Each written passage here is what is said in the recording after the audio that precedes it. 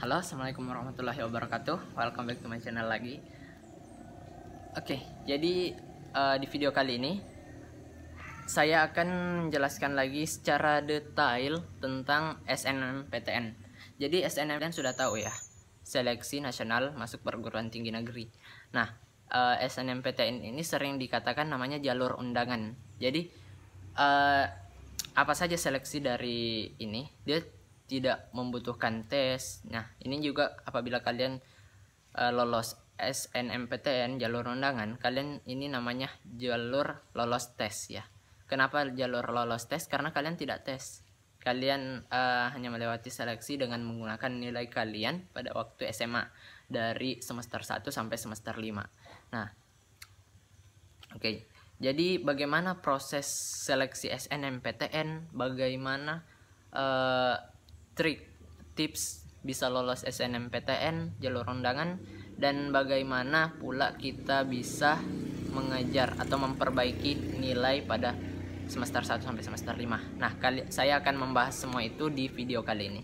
Jadi jangan lupa nonton sampai akhir. Dan satu pesan saya, tolong subscribe karena itu sangat berguna bagi channel pemula bagi saya. Oke, tonton terus videonya.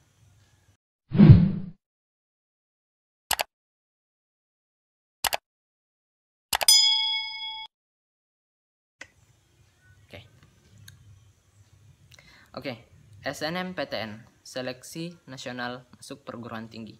Di mana seleksi ini itu hanya menggunakan nilai dari semester 1 sampai semester 5. Dan proses seleksinya yaitu kalian akan diperingkatkan dari urutan sekolah, dari lingkup sekolah kalian akan diperingkatkan. Apabila kalian masuk 30% atau 40% sesuai dengan akreditasi sekolah kalian, dan juga untuk yang negeri kalian mungkin akan diambil 40% ya kalau nggak salah. Jadi di situ nanti akan diperingkatkan, dan apabila kalian masuk pemeringkatan sebagai siswa eligible, kalian nanti akan masuk dimasukkan datanya, dikirim datanya ke LTMPT. Nah, kalian akan dimasukkan datanya ke situ sehingga kalian nantinya bisa mengikuti seleksi SNMPTN. Oke, sorry rambutku. Oke. Nah, apabila kalian nanti datanya telah dikirim, kalian tunggu waktu pendaftaran. Jangan sampai kalian lewat dari tanggal pendaftarannya. Jangan sampai kalian melewati. Sorry, rambutku ini kenapa? Nah, SNMPTN untuk angkatan tahun 2002 itu nanti akan dibuka pada tanggal 14 Februari sampai tanggal 28 ya kalau nggak salah. Nah, jadi kalian harus standby tanggal 14 itu. Sebelumnya kalian harus koordinasi dengan guru, orang tua, teman-teman kalian. Nah, karena apa? Karena jangan sampai kalian nantinya bingung dan masih pada saat pendaftaran tiba kalian masih bingung dalam menentukan universitas, jurusan, sehingga kalian terlewat sampai nggak dapat melewati deadline sehingga kalian tidak ikut dalam pendaftaran. Itu sangat rugi. Karena apa? SNMPTN sama dengan haji, sistem haji. Kenapa? Haji dalam Islam cuma boleh dilakukan satu kali seumur hidup, sedangkan SNMPTN kalian juga hanya bisa lakukan sekali seumur hidup gitu. Nah, jadi kalian harus betul-betul mempertimbangkan. Nah, jangan karena penyesalan itu ada di belakang. Kenapa? Jangan terlalu berekspektasi terlalu tinggi. Kalian ingin mengambil kedokteran di SNMPTN itu sangat kecil. Bisa dibilang 1:000001. Nah, itu peluangnya. Jadi jangan sampai kalian nantinya pada saat nggak lolos kalian bilang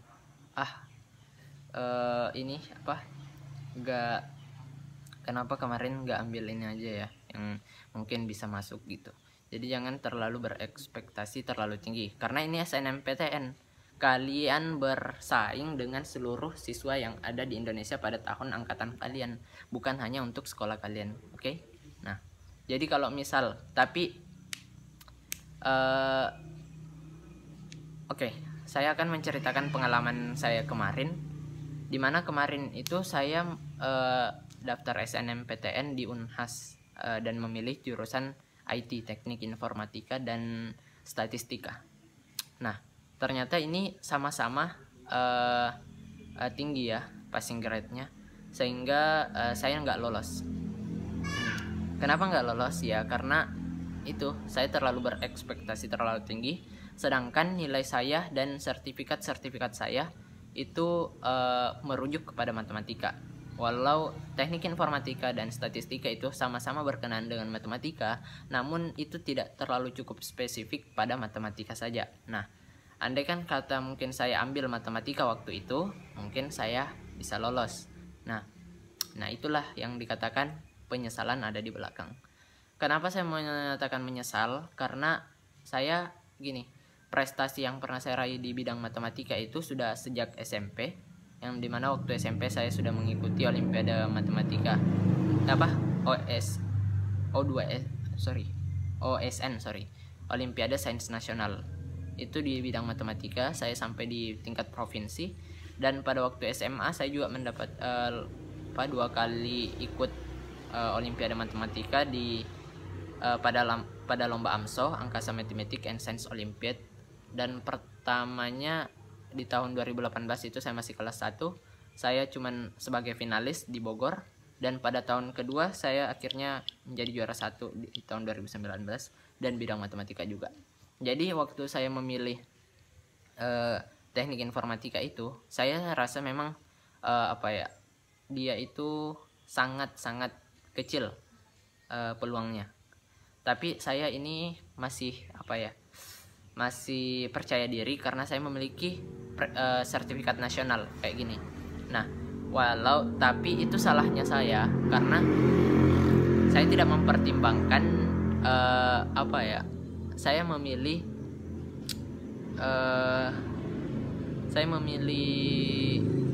jurusan dengan passing grade yang semua terlalu tinggi, teknik informatika dan statistika.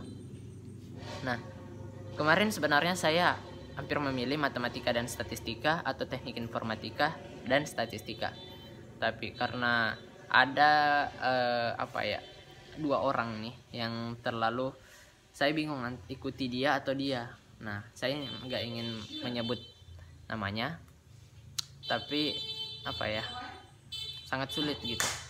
Jadi saya nggak ingin menyebut namanya, takut ada yang ini. Tapi saya bingung kemarin itu, jelas saya bingung. Namun karena ya itu kan dari dari diri saya sendiri, apakah mau menerima yang ini atau yang ini, tidak melihat latar belakangnya, tidak melihat apa ininya dalam saya, tapi saya ingin melihat pendapat mereka gitu.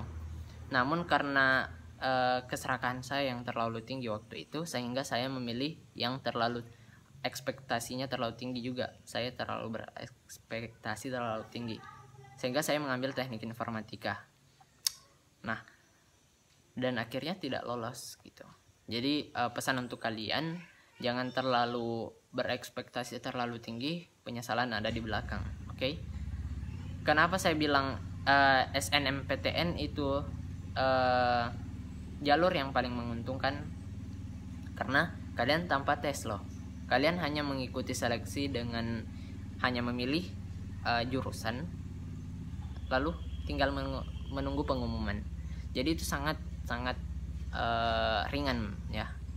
Walau pertimbangan untuk mengambil keputusannya itu sangat berat, karena kita akan menanggung resiko yang penyesalannya mungkin sampai seumur hidup. Jadi kalian harus betul-betul memanfaatkan kesempatan kalian apabila kalian menjadi siswa eligible dan ikut dalam SNMPTN, karena tidak semua siswa yang mendapatkan keberuntungan itu gitu. Jadi kalian harus memanfaatkan sebaik-baiknya. Nah, saran untuk kalian yang masih SMA, masih kelas 10, kalian atau SMP ya, bahkan kalian harus betul-betul memperbaiki nilai kalian dari semester 1. Karena semester 1 sampai semester 5 itu adalah nilai yang paling yang masuk dalam ini yang akan menjadi penyelamat kalian, ini yang akan menjadi bahan tarung kalian, alat pertarungan kalian pada saat seleksi SNMPTN nantinya. Dan di antara 5 semester ini, dari semester 1 sampai semester 5, itu nilai kalian harus kayak gini, meningkat. Jangan sampai ada yang 1, 2, 3 turun, naik, turun. Itu nggak bisa. Sangat-sangat nggak bisa. Jadi kalau bisa, nilai kalian semua pokoknya. Dan ada untuk IPA ya. Itu kemarin nilai yang diambil itu sebagai maksudnya? Nilai yang diambil itu matematika, fisika, bahasa Indonesia, bahasa Inggris, kimia, biologi, apalagi ya, intinya pelajaran yang berkesan wajib dalam IPA misalnya. Kan kalau IPS kan beda lagi dia kan. Jadi ya itu saja mungkin ya itu. Jadi kalian harus memperbaiki nilai kalian di semester 1 intinya itu. Dan jika kalau bisa perbaiki hubungan kalian dengan guru, terutamanya guru yang biasanya memberikan arahan-arahan tentang SNMPTN ini. Kalian harus selalu berkoordinasi dan minta penjelasannya, minta petunjuknya gitu. Karena dia yang selalu berpengalaman dalam mengajarkan memberikan petunjuk kepada kakak-kakak kelas kita dahulunya. Nah, apa yang menjadi pertimbangan sebenarnya dalam SNMPTN? Pertimbangannya itu yang pertama, angkatan dari sekolah kalian.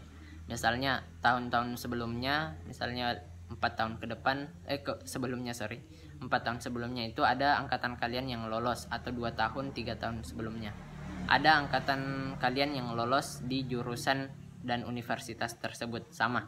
Lalu kalian memilih. Nah, itu sudah ada sudah ada pertimbangan sedikit. Dan pertimbangannya itu mengarah positif atau negatifnya tergantung kakak kelas kalian yang waktu itu.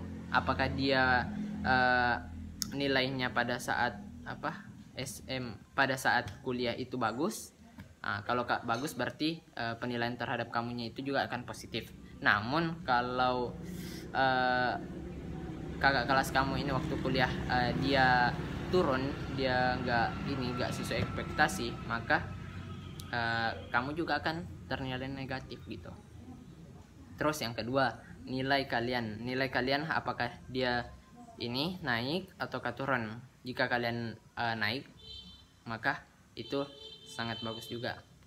Namun kalau jadi kalian juga harus cari teman atau kakak kelas yang masuk jalur SNMPTN. Kamu lihat, tanya-tanya apakah dia waktu kuliah di sana bagus ataukah nilainya turun. Nah, jika kalian sama dengan universitas dan jurusan yang kalian pilih, dan ke kelas kamu itu GPA-nya naik, kalau ini IPK-nya naik, maka kalian bagusnya memilih itu. Apalagi jika nilai kalian tinggi. Nah, kalian besar kemungkinan bisa diterima ya. Nah, bagi kalian yang juara 1 umum di sekolah, yang pemeringkatannya nomor 1. Nah, saya ingin memperjelas ya. Bagi kalian yang nomor 1 itu, kalian bisa memilih jurusan yang selain kedokteran pasti kalian diterima. Kenapa? Ini pendapat saya dari 3 sekolah. Teman-teman saya ada 3 nih.